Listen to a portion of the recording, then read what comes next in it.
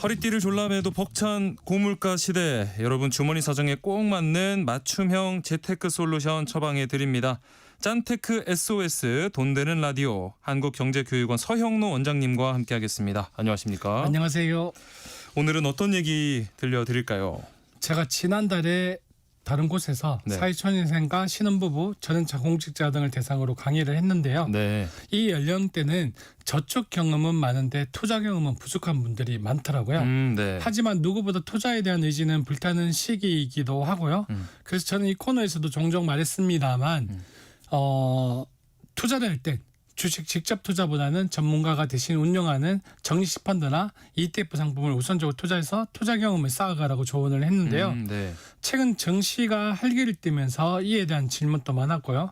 지금 부동산 시장도 들썩이고 있는 상황이죠. 네. 그래서 지금 어느 때보다 재테크에 대한 관심들이 늘어나고 있던데 새 정부 출범 이후 어떤 것들이 달라지고 있고 또 달라질 예정인지 그래서 재테크 방향은 어떻게 잡아가는 게 좋은지 사람들 관심이 뜨겁습니다. 네. 뭐 이렇게 재테크 환경이 변한다고는 해도 일단 기본이 되는 거 먼저 챙겨야겠죠. 그렇죠. 예. 저는 청약 기회를 가지기 위해 가장 먼저 주택 청약 저축에 가입하는 걸 권합니다. 예. 이건 정권이 바뀌어도 변함이 없는 거고요. 그리고 조건이 된다면 청년 주택 드림 청약 저축에 가입하는 게 좋고요. 예. 지난 시간 얘기했던 IS 계좌에 가입하는 것도 기본 중에 기본입니다. 예. 그리고 이러한 상품에 가입하는 것도 좋지만 무엇보다 비상금을 꼭 모으길 추천하는데요. 살다 보면 어떤 일이 생길지 모르잖아요. 네네. 그래서 이건 사회초년생부터 시작해서 노후까지 꾸준히 비상금 통장은 따로 빼서 갖고 가는 걸 추천합니다. 예. 그리고 지난 시간 얘기했던 ISA 통장에 대해서 많은 분들이 관심을 가져주셨는데요.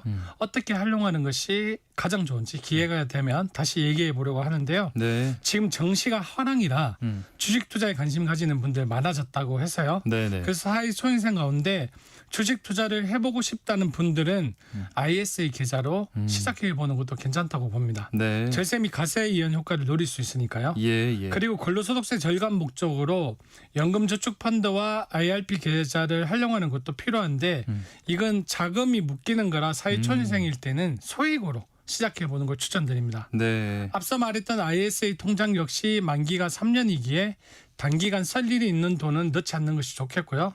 이렇게 기본적인 것들을 챙기고 어떤 변화가 있는지 그럼 어떻게 재테크 전략을 바꿔야 할지 알아봐야 할 텐데요. 오늘은 이와 관련된 얘기를 중점적으로 해보려고 합니다. 예.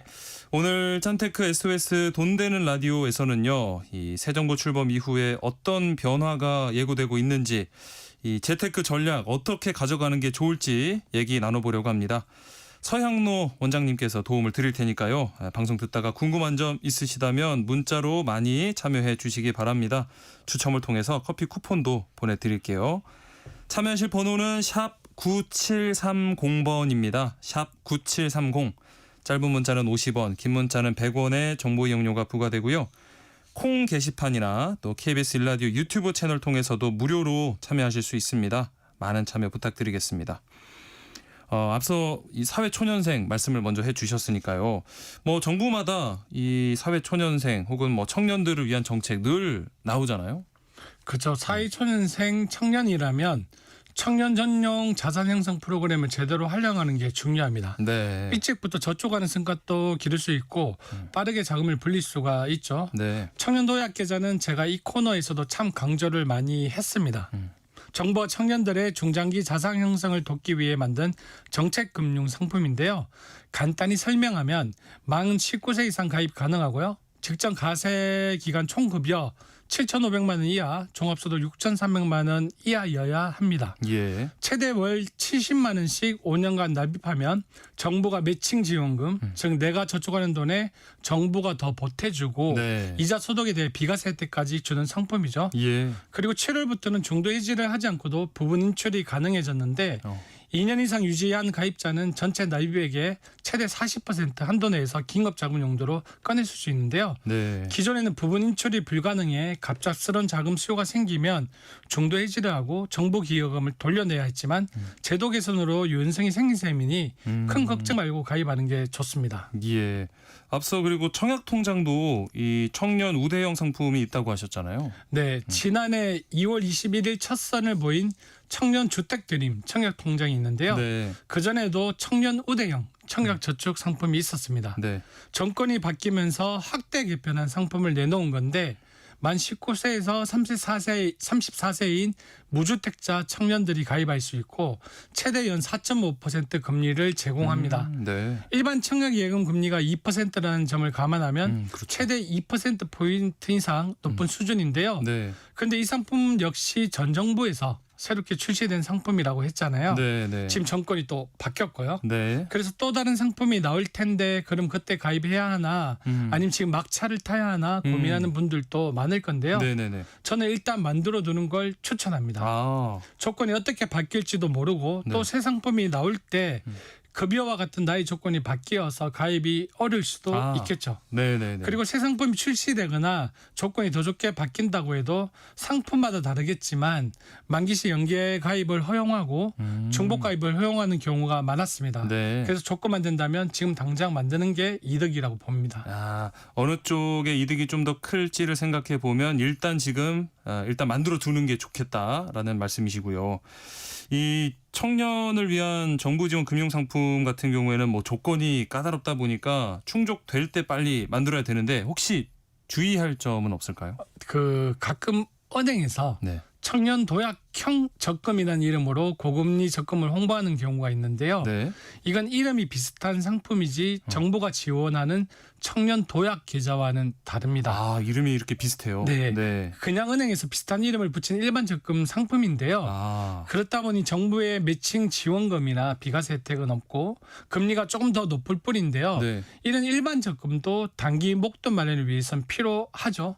하지만 청년 도약 계좌나 청약 통장처럼 청년에 대한 정책적 혜택은 없으니 아. 혼동해서 가입해 놓고 왜 혜택이 없지 하고 당황하실까 봐 네네. 꼭 체크하고 가입하시는 걸 추천드립니다. 앞서 말씀드린 뭐 청년 도약 계좌나 청약 통장이 있는데 만약에 추가로 뭔가 적금을 한다면 이런 상품 좋겠지만 우선은 이 정부 정책 혜택이 있는 걸 먼저 하시는 게 좋겠네요.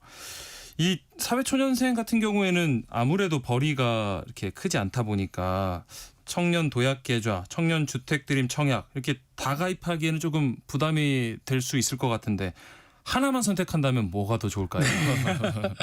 그 사실은 여유만 된다면 둘 다 가입하는 게 좋겠지만 그렇죠, 그렇죠. 투자 상품까지 고려하고 있다면 둘 다 가입해서 납입하는 건 힘들겠죠. 예. 그래서 우선 내게 어떤 유형의 상품이 필요한지 생각해 봐야 하는데요. 만약 사회초년생이고 꾸준히 목돈을 모으고 싶다는 목표를 세웠다면 네. 청년 도약 계좌가 가장 우선입니다. 예. 정부 매칭금과 비과세 혜택으로 5년 뒤 큰 목돈을 만들 수 있으니까요. 그리고 무엇보다 빠른 내 집 마련을 원한다면 네. 청년 주택 드림 청약 통장이 필수겠죠. 예, 예. 하지만 이런 중장기적인 목표보다 당장 단기적으로 돈을 모아야 한다면 네. 청년 도약 계좌 가입을 먼저 추천하고 아. 청년 주택 드림 청약 통장의 불입금을 조금 낮추는 방식으로 유지하는 것도 괜찮습니다. 네. 그리고 당장 여윳돈이 없다면 앞으로 출시되는 상품에 주목해 보는 것도 필요한데요. 네. 이 대통령이 후보 시절 공약했던 내용으로 보면 가장 가능성이 높은 상품은 청년 미래 적금입니다. 예. 일정 소득 이하인 청년이 1년에서 3년 동안 적금을 납입하면 만기에 정부가 일정 비율 금액을 매칭 형태로 지원하는 방식이고 네. 중소기업 장기 재직 청년에게는 추가 인센티브를 제공할 오. 계획이라고 하는데요. 예. 금융권에서는 청년 미래적금 체감 수익률이 연 7에서 8% 수준일 것으로 오. 예상하더라고요. 네, 네. 이 상품도 지켜보면 좋겠고 또 청년형 개인 종합자산관리계좌 ISA도 조만간 출시될 것으로 보입니다. 청년형. 예, 네. 예. 근로소득이 있는 15세에서 34세 가입자에게 비과세 한도를 1,000만 원까지 확대하는 내용이 담길 것으로 보이는데요. 네. 제가 ISA 계좌 지난 시간 강조했었죠. 그렇죠. 출시된다면 꼭 가입하시길 추천드립니다. 네. 뭐 한편에서는 이런 정책 나올 때마다 아니 너무 청년만 우대하는 거 아니야 이런 또 볼멘 소리가 나오는 것 같아요. 네. 저도 이제 나이가 드니까 약간 그런 생각도 들는데 네, 네.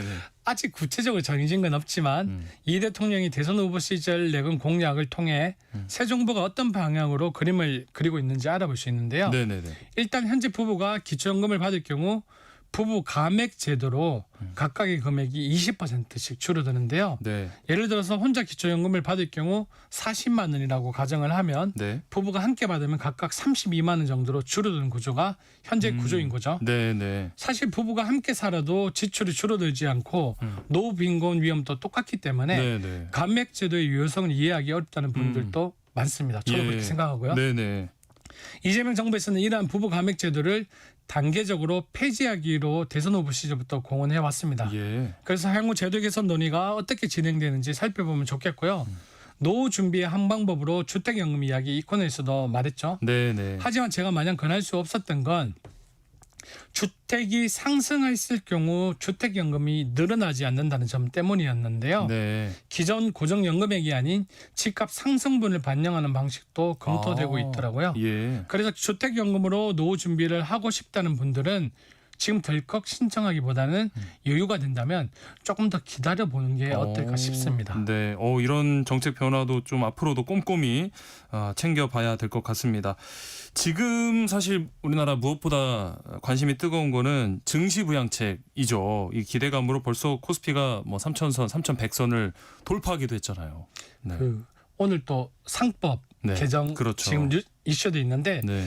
이재명 정부의 정치부양책에 대한 기대감이 투자 심리를 자극하며 지수 상승을 견인하고 있죠. 네. 6월 동안 급등세를 보였고요. 그간 지지부진한 국내 정시에서 등을 돌리고 있던 개인 투자자들도 네. 포모라고 하죠. 네. 소외되는 것에 대한 불안감을 느끼고 지금이라도 들어가야 하나 이런 생각들을 많이 하시고 저에게도 포트폴리오 변화를 줘야 하는 것 아니냐 이런 질문을 하는 분들이 많았습니다. 네, 네. 저는 이 코너에서도 그렇고 강의를 할 때도 하나에만 집중적으로 뭐 소위 몰빵 투자는 절대 권하지 않는데요. 네, 네. 분산 투자를 추천드리고 그리고 투자 경험이 없을수록 직접 투자보다는 간접 투자를 추천하는데요. 그렇죠.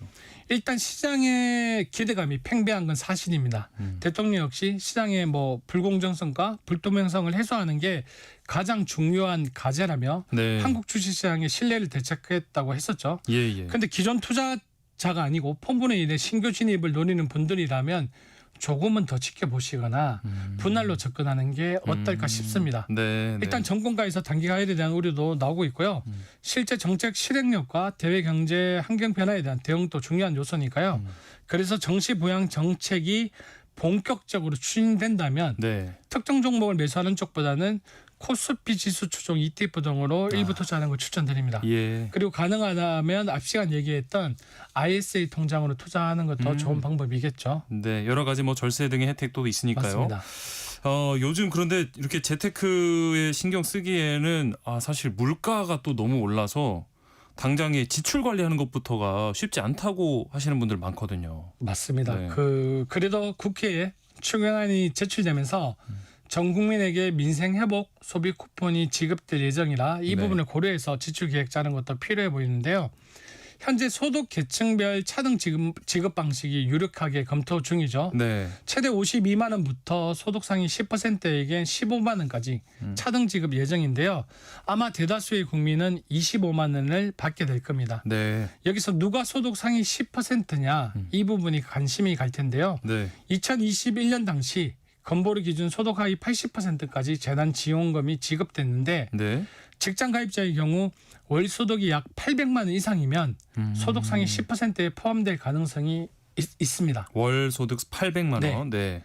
소득 상위 10%에 이제 포함이 되면 다만 일정 소득이 없거나 네. 소득이 급감했음에도 과거 소득 기준으로 책정된 건보료 때문에 네네. 소득 상위 10%로 분류될 가능성이 큰데요. 예. 또 일정 수준 이상의 재산을 보유한 사람이라도 건보료는 낮게 부과되어서 소외 대상에 포함되는 역차별 사례가 발생할 수도 있고요. 네. 그래서 이 기준에 대해서는 조금 더 자세히 발표가 있을 것으로 보이니 꼭 확인하셔야겠고요. 예. 지급 시기와 쿠폰 기한 또 추후 나오는 발표 내용을 살펴봐야 합니다. 네. 지금 당장 할 것은 대략 어느 정도 받을 수 있을지 파악하고 급한 지출이 아니고 이 민생 회복 소비 쿠폰으로 충분히 구매가 가능한 부분이면 미뤄두는 게 필요합니다. 네. 코로나19 유행 당시 지급했던 재난지원금과 사용처가 유사하게 적용될 가능성이 높은데요. 네. 그땐 정통시장, 미용실, 안경점, 학원 등 아, 맞아요. 본사나 직영 매장이 아닌 프랜차이즈 가맹점 등에서 사용할 수 있었습니다. 네. 당연히 백화점과 복합 쇼핑몰 등에서는 불가능했고요. 네. 그래서 머리 손질이 필요하거나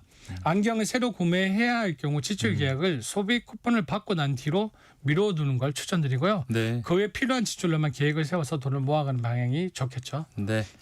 자, 이렇게 뭐 어떤 변화가 예상되는지 또 어떤 재테크 전략이 필요할지 얘기 나눠봤는데 마지막으로 좀 덧붙이고 싶은 말씀 있으실까요? 재테크를 할 땐 이런 변화를 체크하고 전략을 수정해 가는 것도 참 좋지만 네. 일단 청년의 경우 경제 습관과 기반을 만드는 것이 중요합니다. 네. 단순히 돈을 모은다는 차원을 넘어 인생 전반의 목표와 방향성을 만드는 데 초점을 둬야 하고요. 네. 제일 처음 강조했던 불확실한 미래에 유연하게 대처할 수 있도록 비상금 통장도 꼭 준비해야 합니다. 네. 그리고 결혼, 출산 등 계획이 있다면 장기적인 재무 계획을 세우는 것이 제일 중요한데요. 예. 그 계획하에 변하는 정책들이나 금융 환경을 체크하며 조금씩 본인에게 맞는 방향으로 수정하는 게 필요하고요. 네. 그리고 중장년의 경우 당장의 재테크 수익보다는 지속 가능한 삶을 위한 현금흐름과 안정성 중심의 전략이 필요한데요. 네. 지금처럼 정시가 좋다고 해서 수익률을 위해 뛰어들기보다 원금 보존에 조금 더 초점을 맞추고 미래에 필요할 어류비동을 계산해 현금흐름을 가져가는 방향이 중요합니다. 네. 그리고 작년 역시 갑작스러운 상황을 대비한 비상금 확보가 중요하고 이런 건 정부가 바뀐다고 한들 해결해 줄 수 없는 문제죠. 네. 그러니 모두가 잘 계획하고 준비하시길 바랍니다. 네. 자, 오늘은 정부 출범 이후 달라지고 있는 금융 환경과 정책에 대한 이야기 나눠보고 있습니다. 궁금한 점 있으신 분들 문자 보내주시면 서형노 원장님과 함께 상담해 드리겠습니다. 자, 그럼 여기서 에픽하이의 플라이 듣고 오겠습니다. 에픽하이의 플라이였습니다. 자, 들어온 문자 살펴볼게요. 콩으로 정은영님 보내주셨는데요. 이 청년 도약계좌 대학생은 가입이 안 되나요? 하셨습니다. 두 가지로 분류해서 말씀을 드릴게요. 네. 아르바이트 등을 하면서 소득이 있는데 고용보험에 가입되어 있는 직장이 있죠. 네. 아르바이트하는 곳이 예를 들어서 뭐 아웃백이나 네. 파리바게트 같은 경우에 지금 고용보험 가입이 되어 있잖아요. 예. 이런 곳에 아르바이트를 하고 있다면 가입이 가능합니다. 네. 그리고 두 번째는 소득이 없어도 가구 소득이 기준 중위소득 250% 이하이면 가입이 가능합니다. 아, 본인은 소득이 없고. 네. 그래서 정리를 하자면 소득이 전혀 없고 가구 소득이 기준 초과를 하게 되면 가입이 불가능하다고 말씀드립니다. 그 조건만 생각하면 되겠네요. 자, 그리고 6252님, 청년 도약 계좌는 모집 기간이 별도로 있나요? 아니면 상시 가입 가능한가요? 요즘은 매달 4일부터 14일까지 아, 매달 모집 기간이 있습니다. 그래서 예. 지금 빨리 참고하시고 준비하셨다가 준비하시면 될 것 같습니다. 네. 자, 익명으로 온 사연인데요. 조카가 1년차 직장인이고 월 급여가 세후 200만 원 정도 됩니다. 월세 60만 원을 내면 어떻게 돈을 모아야 할지 모르겠다고 하는데 계획을 좀 잡아달라고 하시네요. 네. 제가 좀 좋아하는 질문인데 이거를 네. 일단은 저는 돈이 들어오면 저축을 먼저 선지출로 저축을 하라고 얘기를 드리는데 내 소득에서 60에서 70% 정도를 빼서요. 딱 몸을 반으로 딱 나눠서 반은 안전형 상품 그리고 반 이하로는 투자형 상품을 나눠서 안전형 상품 중에 제일 첫 번째는 오늘 말씀드렸던 자산 형성 프로그램 있죠. 목돈 만들 수 있는 청년 도약 계좌를 가입을 하고요. 그리고 두 번째는 좀 전에 말했던 청년 주택 드림 청약 통장에 내 집 마련을 위해서 가입을 하는 거고요. 세 번째는 ISA 계좌를 만들어서 단기적인 3년 내에 단기적인 목돈을 만들 수 있는 상품으로 구성을 하고요. 그다음에 반대쪽에 투자 상품으로는 정리식 펀드나 ETF를 통해서 내가 아닌 전문가가 운영하는 그런 수익성 상품을 가져가는 게 좋다고 말씀드리고 싶습니다. 일단은 벌어들이는 급여 중에 60에서 70%를 저축을 하고 그 사이에 반반으로 나눠서 이렇게 하라는. 맞습니다. 반이든 뭐 70에 30%든 성향에 맞춰서 그렇게 하는 게 제일 좋다고 생각합니다. 굉장히 구체적인 또 계획을 세워주셨으니까 잘 모아 나가시길 바라고요. 콩으로 임진환님 60대 중반이고 정부가 바뀌고 나서 주식과 채권 어느 곳에 투자할 건지 고민입니다. 이거는 개인적인 투자 성향과 역량에 따라서 다른데요. 그렇지만 60대 중반이고 투자 경험이 아주 많지 않다면 그래도 주식보다는 채권이 조금 안정적이기 안정적으로. 때문에 좀 네. 안정적으로 자산을 구성해가는 게 어떨까 싶습니다. 뭐 경험이 많으시다면 모르겠지만 만약에 경험이 좀 적으시다면 비교적 안전한 채권 쪽을 추천해 주셨습니다. 네. 짠테크 SOS 돈 되는 라디오 오늘은 여기서 마치겠습니다. 지금까지 서형노 한국경제교육원 원장과 함께했습니다. 고맙습니다. 네, 고맙습니다.